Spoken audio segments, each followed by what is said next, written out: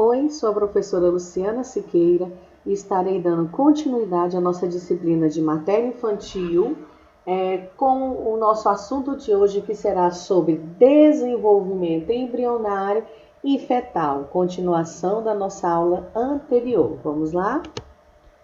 Anexos do embrião e do feto. Esses são os anexos embrionários que vão fazer parte desse desenvolvimento do embrião até o feto dentro do útero, em sua vida intrauterina. Anexos do embrião e do feto.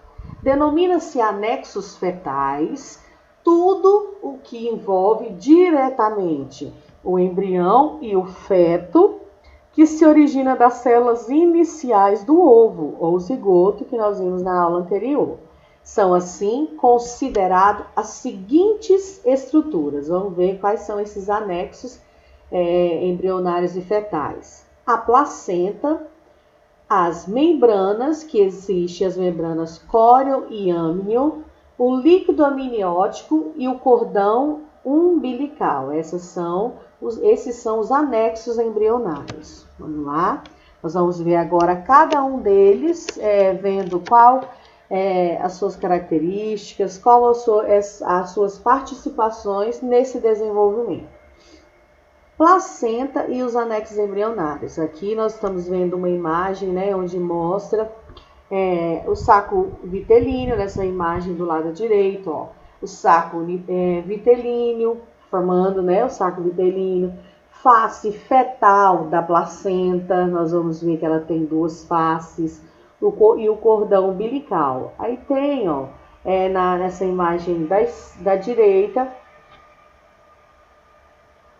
da esquerda, desculpa, nós temos o embriãozinho, cavidade amniótica, tecido basal, lacuna sanguínea, coro vilhoso, cavidade amniótica, o âmnio, que nós vamos ver cada um deles.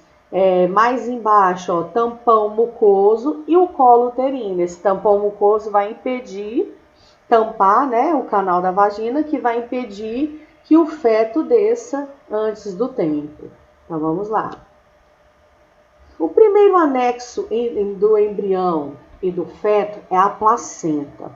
Dos anexos embrionários e fetais, a placenta representa a parte mais importante, pois é o órgão responsável pelas trocas entre o concepto e a mãe, e ainda tem a função de manutenção da gravidez através da liberação de hormônios. Então, a placenta é um dos anexos embrionários e fetais que representa uma grande importância, o mais importante, porque ele é responsável pelas trocas, de nutrientes entre o concepto, que é o embrião e depois o feto, com a mãe. E também ele tem a função de manutenção da gravidez através da liberação de 2 hormônios, que nós vamos ver agora sobre essa importância da placenta. Então, a imagem de uma placenta pós-parto, que existe os períodos do parto, nós vamos ver nas aulas seguintes, mas o período de dequitação, que é quando essa placenta, depois que o feto já saiu, se tornou recém-nascido, depois da expulsão, vem essa parte do descolamento da placenta, e a placenta sai também junto com o cordão umbilical. A placenta é composta por duas faces. Nós temos a face materna e temos a face fetal. Na face materna é a que fica em contato com o útero. Ela tem uma cor vinhosa, uma cor assim mais escura, vinhosa. É a face materna, que a placenta fica em contato com o útero, com o útero da mãe. E temos a face fetal, que é a que entra em contato com o líquido amniótico, e o feto é lisa, brilhante e cinza azulado. Ou seja, uma única placenta ela tem duas faces. A face materna, que fica em contato com o útero, tem cor vinhosa, e a face fetal, que entra em contato com o líquido amniótico, que é o líquido lá das águas, e o feto é lisa, brilhante e cinza azulado. No feto maduro, a placenta apresentará um peso aproximadamente de 500 gramas e 20 centímetros de diâmetro no final da gestação. Então, ou seja, além do peso natural da mãe, né? Se a mãe tiver já acima do peso durante a gestação, os médicos recomendam bastante cuidado, uma dieta balanceada, atividade física moderada. Por quê? Porque além do peso natural que a mãe já está, se ela estiver acima do peso ou não, ainda tem o peso desses anexos embrionários juntamente com o embrião e depois o feto. Então, por isso que há um ganho de peso durante o período gestacional. Aqui, então essa imagem mostra uma placenta, anatomia macroscópica, mostra aqui uma face fetal, né? E uma face materna. Olha aí, a face fetal, ela fica em contato com o feto e o líquido amniótico, por isso ela tem essa cor diferente. E a face materna, ela fica em contato com a parede do útero. Também tem uma cor diferenciada da face fetal.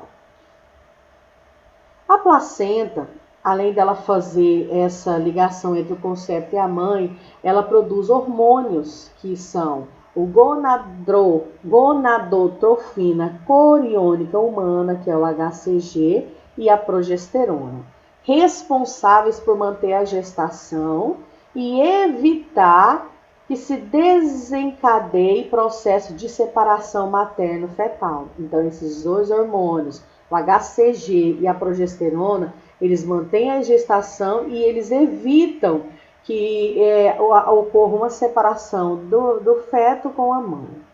O HCG é o hormônio que serve de base para os testes imunológicos de gravidez.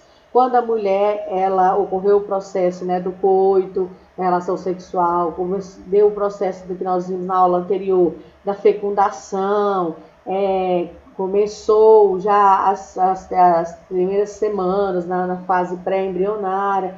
Então, quando é feito o exame, teste imunológico de gravidez, apresenta um aumento desse hormônio que é o HCG, a gonadotrofina coriônica humana. Então, nesse teste vai apresentar aumentado essa taxa desse hormônio no sangue. E isso é indicativo de uma gravidez. Funções da placenta. A placenta, a primeira função dela é de barreira. Por quê? Porque ela vai impedir o contato direto do sangue materno com o sangue fetal. Ela faz essa barreira de proteção da placenta, ela faz com que tenha essa divisão do sangue materno com o sangue fetal, deles não entrar em contato direto. Impede a passagem de substâncias nocivas e micro-organismos, como vírus, bactérias, fungos, da mãe para o concepto, Porém, algumas substâncias nocivas conseguem atravessar a placenta, como álcool, a nicotina do cigarro e alguns micro-organismos, como sífilis, toxoplasmose e rubéola. Por isso que a prevenção durante o período gestacional, através do pré-natal, feito direitinho, o acompanhamento do pré-natal, uma das maiores orientações é isso, que a mãe não faça uso, de nenhuma bebida alcoólica, que não faça uso de cigarros, nem outras drogas.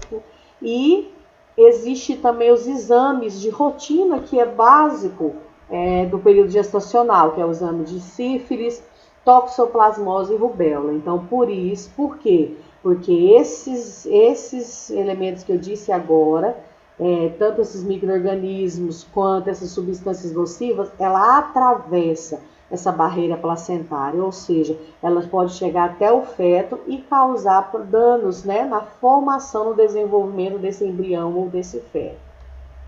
Outra função, além de barreira, tem além dela, impedir o contato direto do sangue, impede a passagem de algumas substâncias, mas lembrando que algumas substâncias nocivas e alguns micro-organismos conseguem ultrapassar essa barreira. Ela faz a secreção de hormônios, estrógeno, progesterona, gonadotrofina coriônica, HCG, importância na manutenção da gravidez. Essa secreção desse hormônio, produção desse hormônio. E ela também faz a placenta a realização de trocas materno-fetais, como substâncias nutritivas, detritos, trocas gasosas de oxigênio, gases carbônicos e anticorpos. Então, a placenta, através dessa barreira, ela consegue fazer todo esse benefício, esse cuidado com o embriãozinho e o feto ainda na vida intrauterina. Mais uma vez, a imagem da placenta agora na fase, né, na face fetal.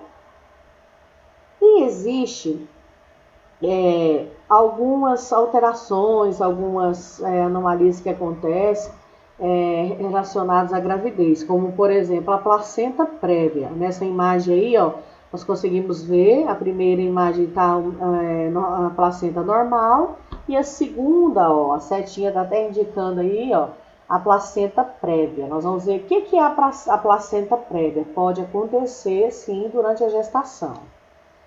Durante a gravidez, a placenta se move conforme o útero se distende e cresce. Quanto mais o útero vai crescendo, aquela parede da face materna que está, né, da placenta, que está, a face materna que está ligada à mãe, ela vai se movimentando, de acordo com que o útero vai se estendendo e crescendo. Porque nós sabemos que durante a gestação, o útero ele sai da cavidade pélvica, né? E à medida que vai passando as semanas gestacionais, que esse embriãozinho vai crescendo, tomando forma de feto, vai se desenvolvendo, esse útero ele sai dessa cavidade pélvica e ele vai para a cavidade abdominal, porque ele vai se estender, crescer.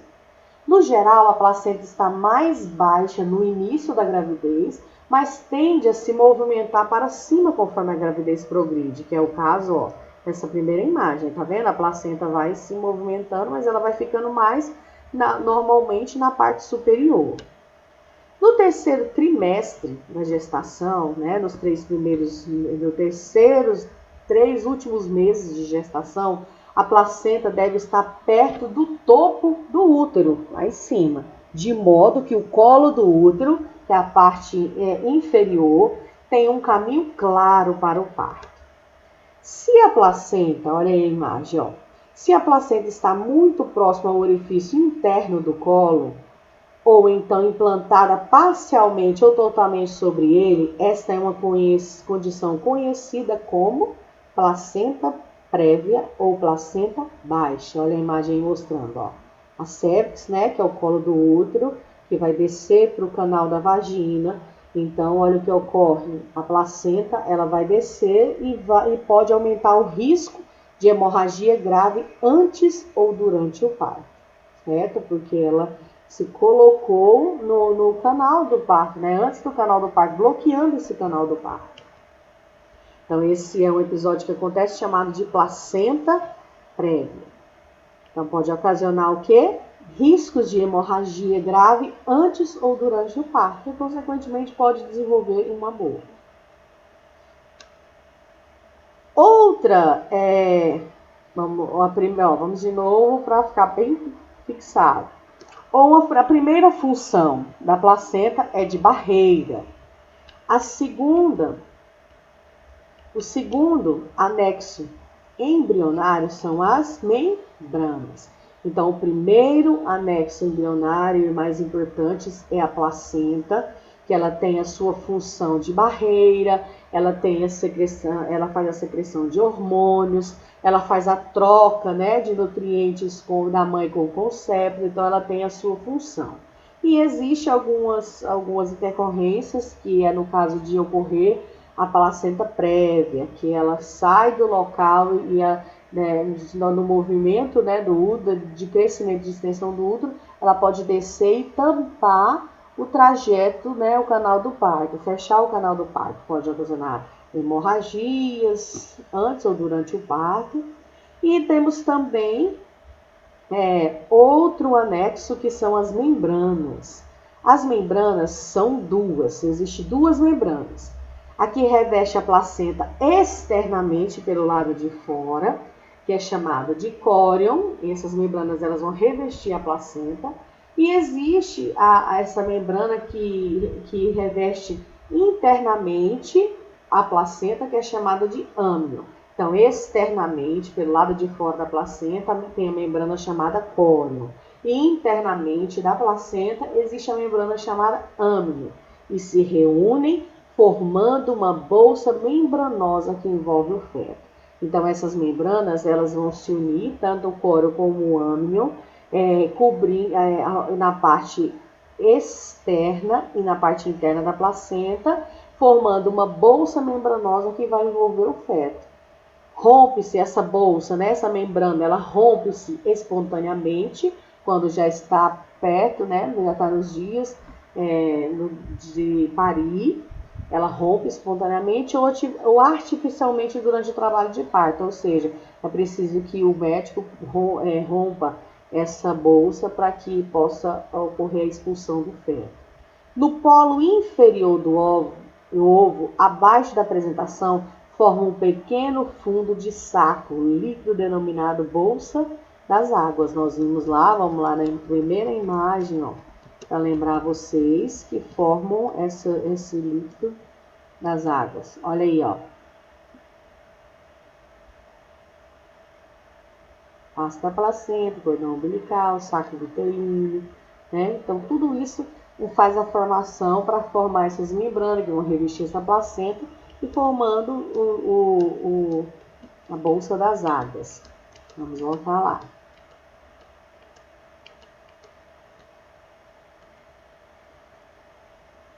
Chamada bolsa das águas, essa membrana que forma uma bolsa membranosa que envolve o feto. A função dessas membranas, ela protege o feto contra traumas, pancadas, quedas, serve como barreira também contra infecções. E o outro anexo embrionário é o líquido amniótico. Esse líquido está contido dentro da bolsa membranosa, ou seja, dentro da bolsa das águas. É levemente opaco, que é as águas, né, que se encontram dentro da bolsa, é levemente opaco e circunda o embrião, ou seja, envolve todo o embrião. O líquido amniótico é composto de água, proteínas, gorduras, eletrólitos e outras substâncias.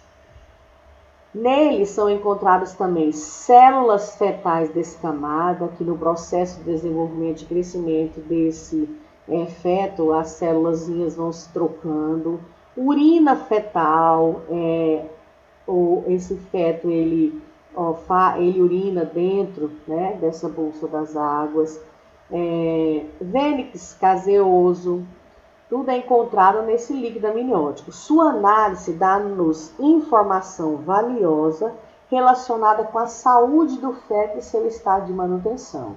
Existem essas funções que é chamada de amniocentese, ou observação da bolsa das águas através do canal cervical, que é chamado de amnioscopia, que são dois procedimentos que conseguem observar esse líquido amniótico, né, ou retirar, fazer uma punção, retirar um pouco desse líquido amniótico, para poder estar observando como é que está a manutenção, o estado de desenvolvimento desse feto através desses materiais que encontram, células fetais escamadas, urina fetal, esse vênix caseoso. Então, todos esses elementos que vai ter no desenvolvimento fetal, dentro desse líquido amniótico, pode ser analisado, que vai nos demonstrar, nos dar a ideia de que tudo está ocorrendo como deveria ser de cada semana gestacional. Esse feto está desenvolvendo de acordo com como deveria ser.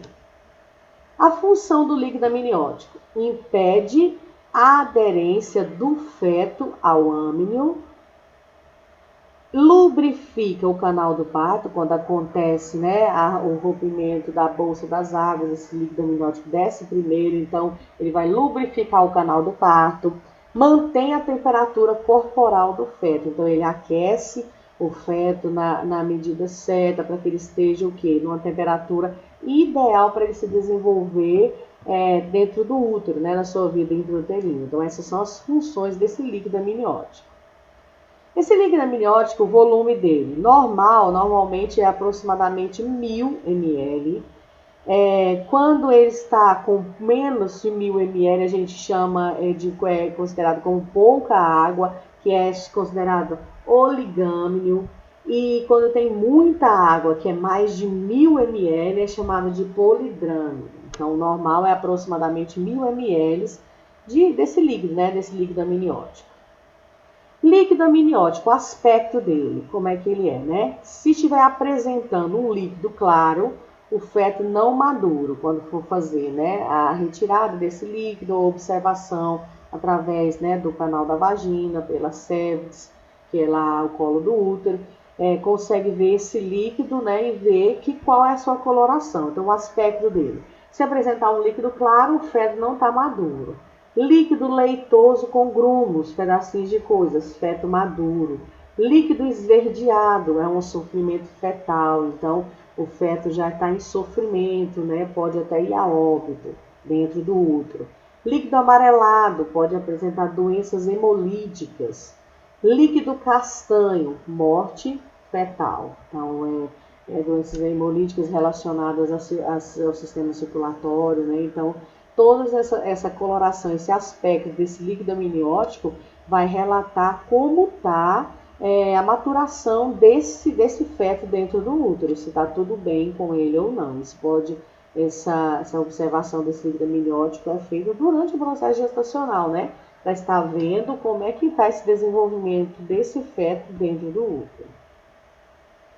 O líquido amniótico é importante para proteger o feto de traumas externos, infecções e alterações bruscas de temperatura. Olha aí, uma imagem mostrando o líquido amniótico, o feto, né, e o útero. Outro anexo embrionário, nós vimos que os anexos embrionários até agora, a placenta, a membrana córeo e amnion, que forma a bolsa das águas. Nós vimos o líquido amniótico, cada um com as suas funções, né, nesse desenvolvimento fetal.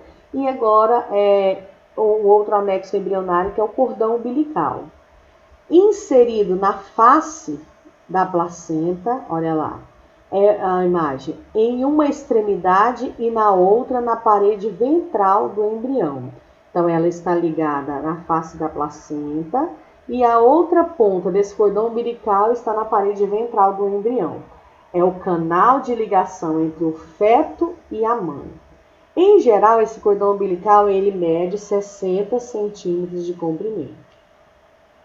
Olha aí, uma imagem, né, mostrando depois em seguida da expulsão do feto, né, do recém-nascido, é cortado esse cordão umbilical.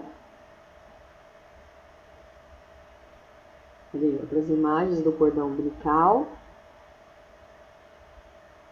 Esse cordão umbilical ele é constituído de 2 artérias e de uma veia, envolvidas por uma substância denominada gelatina de Wharton. Então, olha aí, ela é formada por 2 artérias e uma veia, né? Tem circulação sanguínea também no cordão umbilical. Olha aí, mostrando, né, a anatomia normal da placenta, 2 artérias e uma veia, do cordão umbilical, a placenta, vasos sanguíneos maternos, né? O útero, a placenta de novo na outra imagem. Problemas que podem surgir relacionados ao cordão umbilical. Existe o cordão curto, pode causar o deslocamento da placenta, ocasionando um sofrimento fetal. Olha a imagem. Cordão curto, né? Faz deslocamento da placenta, pode, de acordo com o feto, vai se movimentando dentro, ele pode, por o cordão umbilical ser curto, pode deslocar essa placenta, né? Despregar essa placenta do colo da parede do útero. E existe também o cordão longo. Nós vimos que o cordão umbilical geralmente ele mede 60 centímetros. E o cordão longo, ele pode a mais do que esses centímetros, né? Ele pode enrolar-se no pescoço do feto ou sofrer prolapso quando a bolsa das águas se rompem. Olha aí, então pode ocorrer, né, que ele enrola no pescoço do feto e pode mesmo dentro do útero sufocar, matar o fetozinho por asfixia, né, sufocamento pelo cordão umbilical. Ou pode sofrer prolapso. Vamos ver o que é esse prolapso. Esse prolapso, quando o cordão umbilical é muito longo, ou é uma descida do cordão umbilical à frente ou lateralmente à apresentação fetal, com sua exteriorização na vagina ou vulva. Então, o cordão ele desce, né, de frente ou lateralmente na apresentação fetal, ele desce primeiro, logo após a rotura espontânea das membranas ou amniotomia, que é o rompimento, né, da bolsa das águas. Então, ó, acontece a descida, que é chamada de prolapso do cordão. Então, são alguma anomalia que pode acontecer devido ao cordão ser muito longo. E aqui mais uma frasezinha. Deus não coloca obstáculos nas nossas vidas, Ele coloca a fé e a força para vencermos todas as dificuldades. E aqui nós encerramos a nossa segunda videoaula, cujo assunto foi os anexos embrionários. Fiquem com Deus e até a nossa próxima videoaula.